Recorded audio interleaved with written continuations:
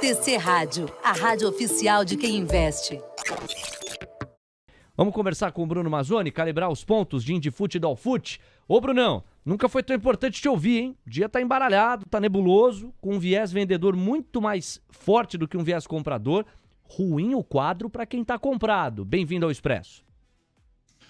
Fala, Léo, tudo bem com vocês? Um ótimo dia para todos, bom dia, né, para vocês do estúdio, bom dia para todos que nos acompanham no YouTube e também na TC Station. Muito bem, eu vou colocar aqui para vocês o dólar, gráfico semanal, né, que é um gráfico que tende a acompanhar ali o DXY. Vamos ver como que o payroll vai vir. Hoje a negociação que nós temos nos Estados Unidos é um pouco mista para mim, o DXY forte, negociando resiliência econômica, e a curva de juros deles lá pipocando para baixo, trazendo petróleo e commodities para baixo também. Então, curva de juros precificando recessão e o DXY um pouco de fortalecimento.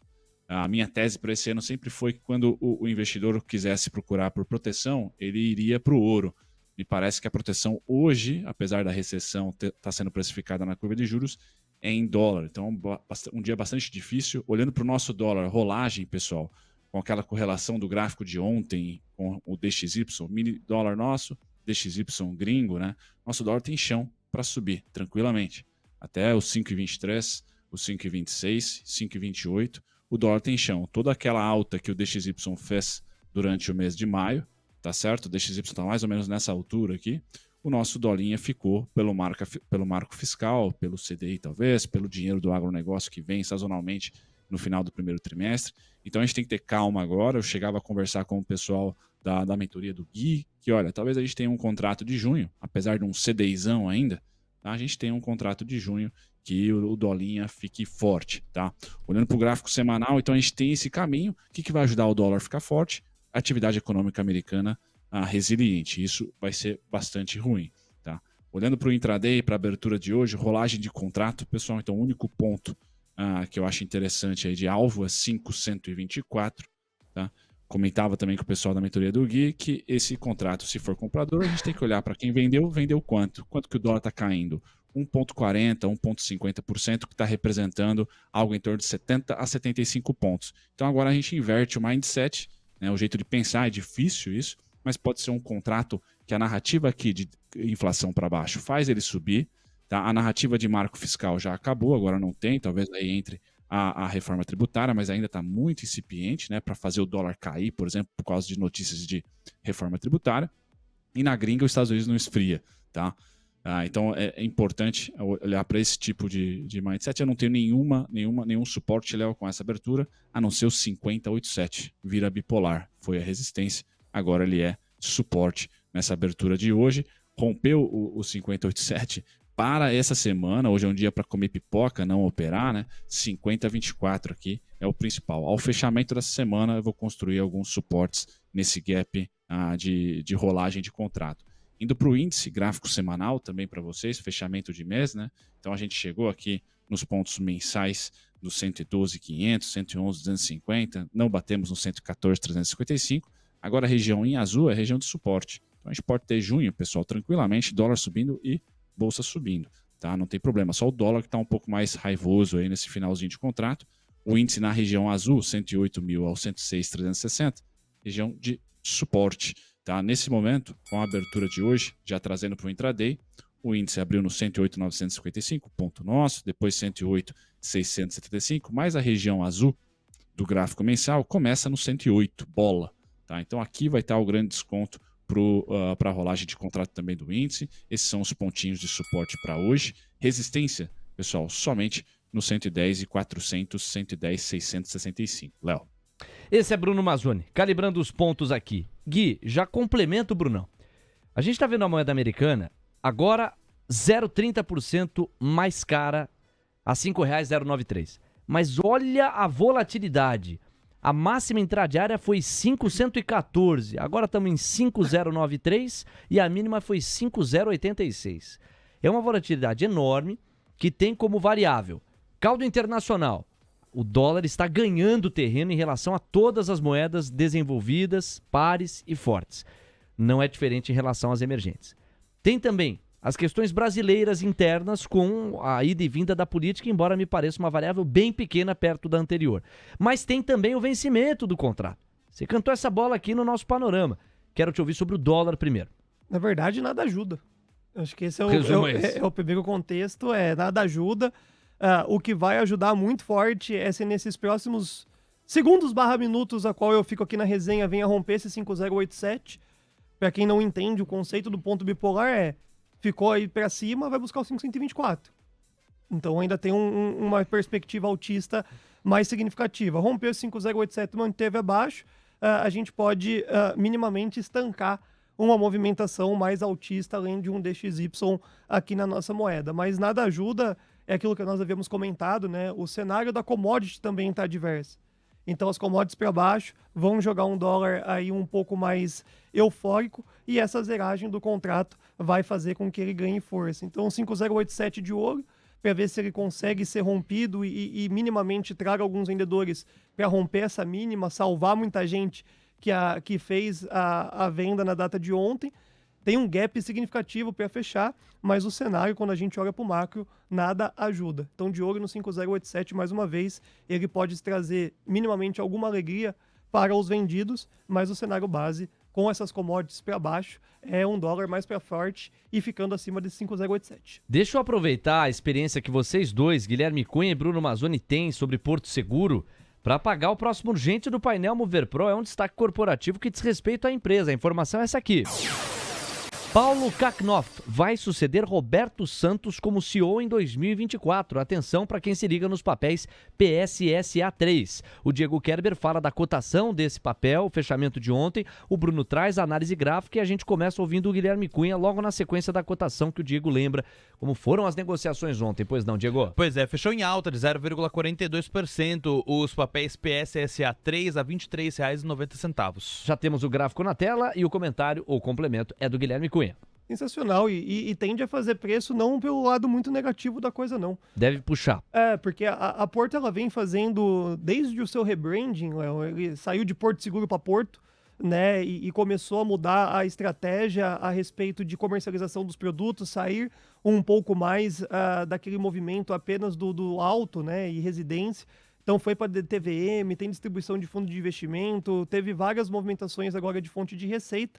Então, não é um tipo de urgente painel Mover Pro que traz uma preocupação. Faz parte aí do planejamento estratégico da companhia. São 9h18, Porto Seguro passada limpo aqui. Bom, temos muitas histórias ainda para contar, mas eu insisto em registrar, em ressaltar a volatilidade da moeda americana. Ela já volta a subir para 0,53% agora. R$ 5,103 é o que nós temos. R$ 5,103. Curva de juros sem direção clara e Indifut, eu quero te ouvir agora, Gui.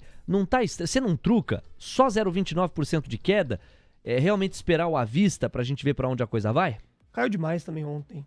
Ontem, o contexto consolidado, tem pontos de suporte significativos aí nessa faixa de preço. E de novo, né, as ADRs não demonstram o caos que o pré-mercado nos conduz. Né? Então não dá para vender otimismo, mas eu também não vendo esse caos adicional que a gente está vendo na tela, não. A gente pode, de novo, se surpreender no que diz respeito à abertura do à vista, o que me deixa encafufado é depois das 10. Se a gente vai ter força suficiente para manter uma abertura menos azeda do que está se desenhando. Mas eu não vejo que vai afundar nessa primeira 1 hora do dia, não. Muito pelo contrário, o Bruno traz ali, todo aquele range que daqui a pouco, caso caia, seja bem mais comprador do que um movimento vendedor. São 9h19. Ô Gui, só em prol da educação financeira para quem nos acompanha, o que é que você chama de ponto bipolar? Em alguns momentos da tua análise você fala, R$ 5,00 e X centavos é um ponto bipolar. O que isso quer dizer na prática? Divisor de tendência. Então, existem uns pontos, né, a qual a gente estabelece como suporte e resistência, pontos que tendem a travar. Mas não são pontos bipolares. A partir do momento que nós temos um ponto bipolar, ele tem fechamentos ou negociações acima ou abaixo do mesmo, ele gera uma tendência. Então, 111,250, lembra? No índice, principalmente. O que o 111 mil lá? O Brunão fez um desenho. Brunão, hein? Você também é diferenciado. Então, no 111,250, ao ser rompido para baixo, hoje ele vira uma resistência significativa de tendência. Então, a Bolsa Brasileira ainda a gente não pode cravar que agora vai subir e tudo mais, porque ela não conseguiu manter acima do 111.250. O dólar é a mesma coisa. Agora ele tem esse 5,087, que vai ser protagonismo no dia de hoje. Ele batendo no 5,087 e rompendo, a gente pode ter um dólar não subindo, né? Tentando arrefecer esse movimento. Ou, caso contrário, ficando acima do 5,087, o destino dele é a próxima grande resistência, que é o 5,124. 9,20. Ponto bipolar, divisor de tendência, quando um suporte vira resistência ou vice-versa, ou enfim, quando o ponto é tão forte e atrai tanta negociação que ele acaba mudando a dinâmica específica do papel. São 9h21, pessoal, vambora. Diego Kerber, a Ronda Internacional, e é o gancho pro Bruno Mazzoni calibrar as expectativas com os gráficos da terra do Tio Sam. Hoje a Câmara dos Representantes vota o teto da dívida americana. Todo o cenário sugere aprovação. Qualquer coisa fora disso é caos, é chacoalhar a roseira, altamente improvável. Nós estamos monitorando em paralelo o avançar desta novela que tende a ter um fim hoje, finalmente, com o perdão da redundância. Para além, nós vamos falar das commodities. No caso do dia, com cotação. No caso do Brunão, com gráfico. E no seu caso, com a melhor tomada de decisão. Lembra que não tomar decisão também é decidir, hein? Como o Guilherme Cunha vem falando aqui, especialmente para o pregão de hoje. O homem está só observando. Aliás, Gui, com esse dólar batendo 5,10, você estava estudando essa região para montar a posição, aí voltou, caiu, volta agora para o 5,10. Nós temos no placar R$ 5,097, alta de 0,42. Tá só observando? Só observando. Já apanhei aí também, já, viu? Já apanhou? É, que entrei e foi buscar as 17, né? Então, 14. Então, já entrei, já saí e tô esperando esse comportamento do 87 para poder tomar uma decisão mais inteligente. Mandando um super abraço pro Tremendão, pra Sandra Regina Ferreira Castro, coraçãozinho pra você, Sandrinha, beijo grande. O Gustavo Ezovatsugi, o Profissões do Mundo da Tecnologia da Informação, tá por aqui. O perfil Profissões do Mundo da Tecnologia da Informação. Nunca poste contra os Estados Unidos da América. Quem escreveu? O perfil Profissões do Mundo da Tecnologia da Informação. Aí, garoto, tamo junto. Ou garota. Quem mais? O Fábio Henrique, o Albino Vieira, o Diego Ribeiro, o Capiroto. Ih, rapaz. Capiroto tá aqui, bicho. Às 9h22. Pai amado. Diego Kerber, vamos nessa. Vamos nessa então, porque a notícia tá nas commodities, Léo. Como a gente tá de olho nela, tá? Olha só, o petróleo Brent acelerou o viés baixista. 2,85% de queda, $71,61. O WTI já cai mais de 3%. 3,31% de recuo para o WTI, $67,17. Minério de ferro lá em Singapura. E aí, para dar a informação aí pro Sleiman Jarush, que perguntou qual era o ticker para acompanhar a cotação do minério de ferro, lá em Singapura o ticker é o FE2, tá? É o FEF2 que você acompanha a cotação de minério de ferro lá em Singapura. Em Dalian é o IO. Tá? É outro tipo de minério de ferro, são dois tickers diferentes, dois contratos diferentes. Mas tá a informação, lá em Singapura é o FEF2 e o FEF2 está caindo 3,40% abaixo dos $98. $97,90 é o preço da tonelada do minério lá em Singapura. Agora sim vamos para os Estados Unidos, porque lá também a situação não é boa para os comprados. 0,33% de queda no pré-mercado para o Dow Jones, $32.979. Perdeu o patamar dos 33.000 de novo. O S&P futuro está caindo 0,47% agora aos 4.195 pontos, enquanto o Nasdaq futuro tem um recuo de 0,47% também aos 14.329 pontos. Vamos falar também dos títulos da dívida americana, curva de juros nos Estados Unidos, ponta longa, yields de 10 anos, desidratando 3 pontos base agora para 3,65% de rendimento ao ano. Já os yields de 2 anos, ponta curta, estão desidratando 4 pontos base para 4,41% de rendimento anualizado. 9,24, grande Diego Kerber pagando aqui a fotografia do Giro Internacional. É o gancho pro Bruno Mazzoni fazer o gol. Alô, Brunão, gráficos americanos na sequência das commodities.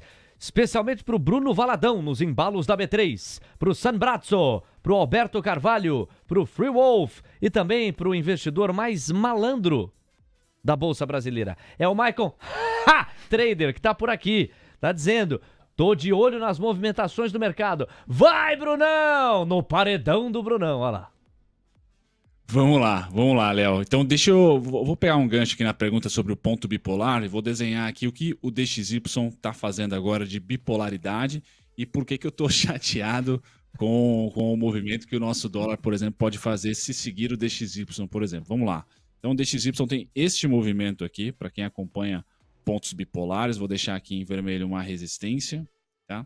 E aqui também uma resistência, outra resistência colar, certo? Então naquele momento, 2008, 2009, esses 3 pontos com linhas horizontais aqui eram resistências, certo? Ele se torna um ponto bipolar quando essa resistência é rompida, tá?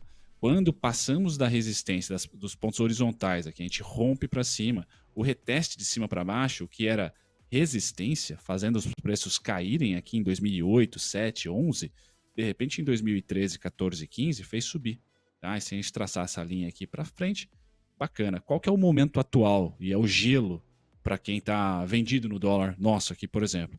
É que era uma resistência aqui, era uma resistência colar. Em 2015 e 16, 2 resistências. E agora, estamos vindo de cima para baixo. Tá? Agora é um ponto bipolar, é um suporte. Então esse é um pipinaço para quem está vendido no dólar técnico. Tirando o macro, eu não manjo nada de macro, vamos supor. Poxa, tecnicamente o dólar é compra. Dólar mundo, DXY. Tá certo? Quando no começo da minha fala, e agora trazendo os pontinhos aqui para vocês, eu comentei que o dólar está em região de resistência, do gráfico diário ali, curtíssimo prazo, chapéuzinho vermelho, e está tentando romper. Então me parece que o fluxo do mensal, olhando para uma ótica técnica, de analista técnico, o fluxo do mensal vai vencer. Tá? Então o dólar forte é a assunção que a gente tem que fazer aqui, se o payroll, por exemplo, vier avassalador na sexta-feira. Nada vai segurar. Se o payroll vier fraco, talvez o gráfico diário ganhe da narrativa do mensal. A gente depende de um dado macro, que é muito mais importante do que gráfico. Tá? A curva de juros, contrapondo, a curva de juros, ela está fazendo um movimento de recessão, está fechando.